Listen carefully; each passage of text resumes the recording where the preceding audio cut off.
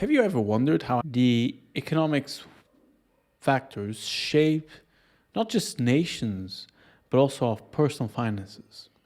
In this video, I'm going to explore the basics of macroeconomics, how it influences your financial well-being, as well as gain some insights into making informed financial decisions with a more of macroeconomical context.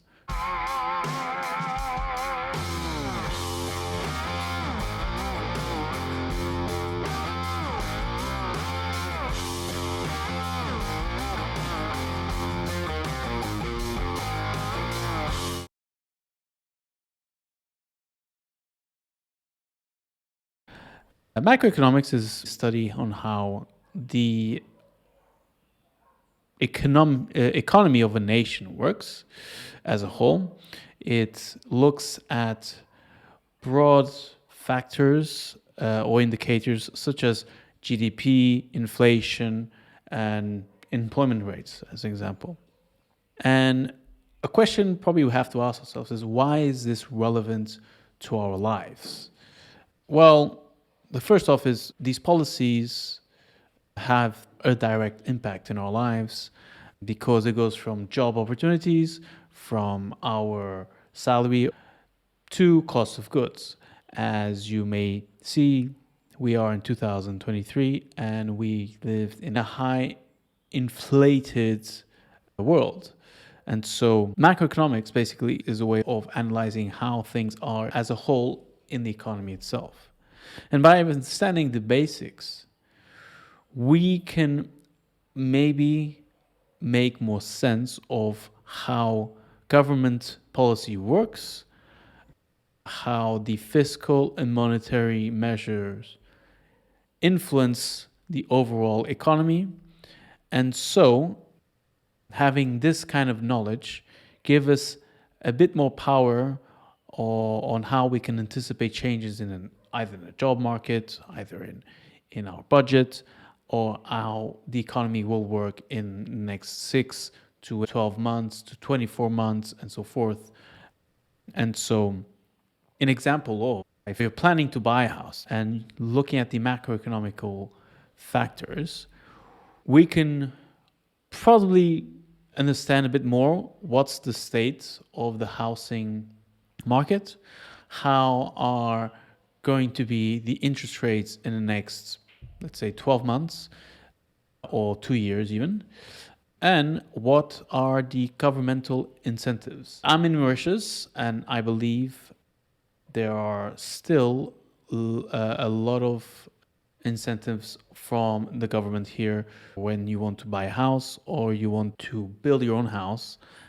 I think it goes up to 500,000 rupees, which is roughly, let's say, 10,000 euros. And so having that information and understanding will make us make more informed decisions and will allow us to understand if we should actually make a purchase or renting even a house and allow us to probably get a better deal or the best deal possible. Now that we kind of understand the fundamental parts of how the economy and the macroeconomical aspects work, let's maybe dive into understanding how these factors directly impact our financial well-being. As an example, as I mentioned, you have inflation, and inflation measures the price between the goods and services over a period of time, whether it goes up, whether it goes down.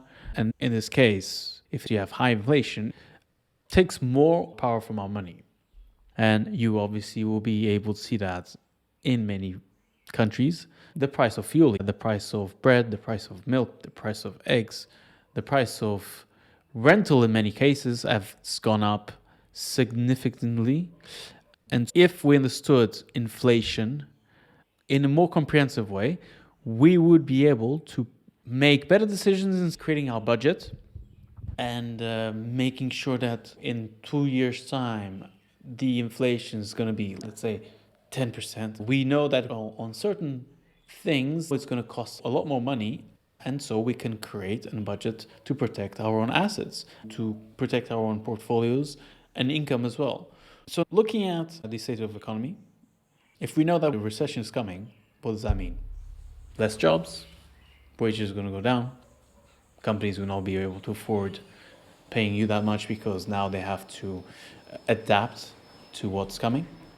And during these periods of economical drawdown, there's always opportunities as well. If you actually take the example of post-COVID, specifically in America, and maybe in many parts of the world, I've seen a lot of examples that because there was not enough people available, they started paying more for doing specific lower paying jobs like working at McDonald's, Domino's, Pizza Hut, simply because they couldn't find enough people to actually work there. And this also comes back into higher paying jobs. Now that you can't find enough even qualified people for that job, as an employee, you can negotiate better rates so that given that there's so many little people that you can hire, you can say, hey boss, I can maybe get more responsibility, but also a pay rise. And so when we understand that the economy is in a good season or is in a bad season, economies have cycles. There will be times that the world is growing, certain countries are growing, others are just going through bad times. My home country, I feel that since I left, and I think since many years, probably in Europe as well, there's been a lot of stagnation in terms of growth of itself. And this is where I think a lot of young people like me just decided to leave Portugal and go to other places because they saw, okay, well, there's tremendous amount of growth in other parts of the world versus staying there. And so that's another scenario that I think we should put in consideration, especially if you're young, especially if you want to discover the world. There's still so many opportunities to actually grow. Now, if you were an entrepreneur, let's put this another scenario that I'm just thinking here. Let's say you're planning to start a small business, right? You may be one or two people. Why is understanding the economy or even the macroeconomic factors important for you? Well, as I mentioned a few times now, it will help you understand if the market is ready to spend money. So meaning, are they willing to buy your goods? What are the actual patterns of consumption?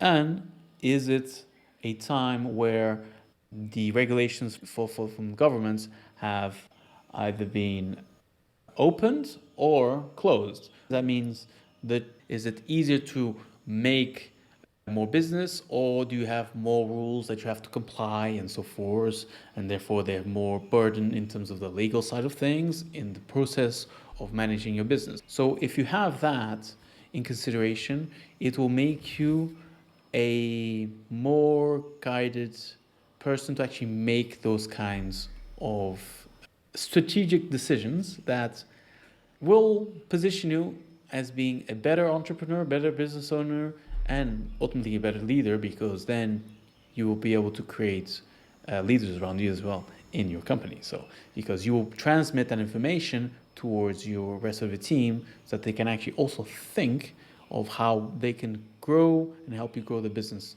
that you're on, that you would be planning to start in a hypothetical way.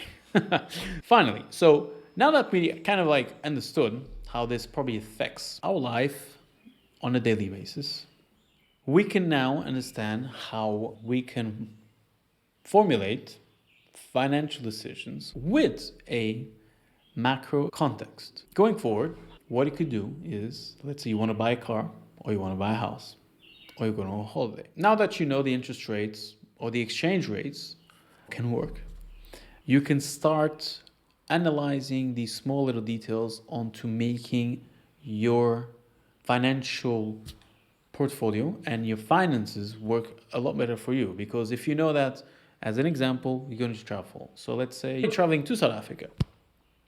You're coming from Euroland, and you know that you are traveling in January, which is about the hot season in South Africa and you plan to go to safari.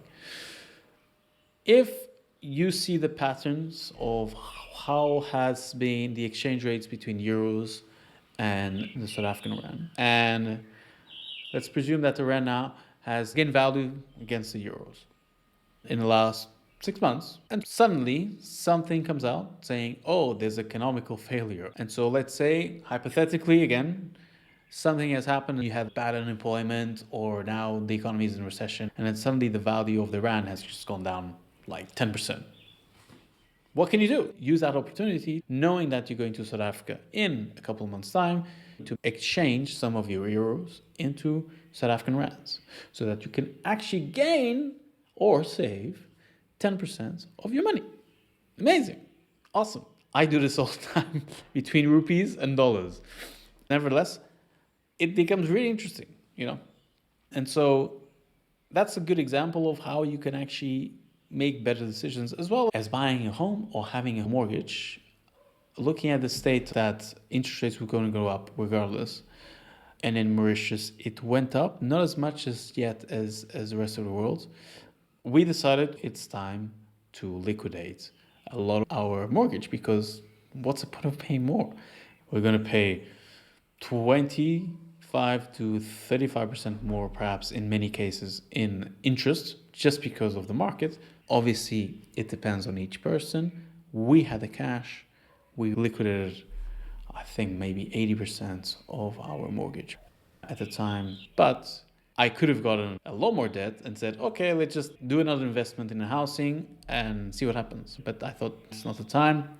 And so that's another real situation that I happened to take the decision. And today it helped us a lot, because instead of paying, let's say, the equivalent of $1,500 a month, now we pay less than $200. If I didn't take the decisions with my wife, today we were paying double that easily because of the interest rates. So I think that's a really comprehensive way of understanding what and how the economy and these macroeconomics works.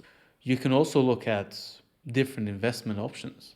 If you decided to create an actual investment portfolio where you have the different types of assets, from stocks, mutual funds, bonds, as well as real estate, understanding where an economy is going to, you would do some readjustments in your portfolio.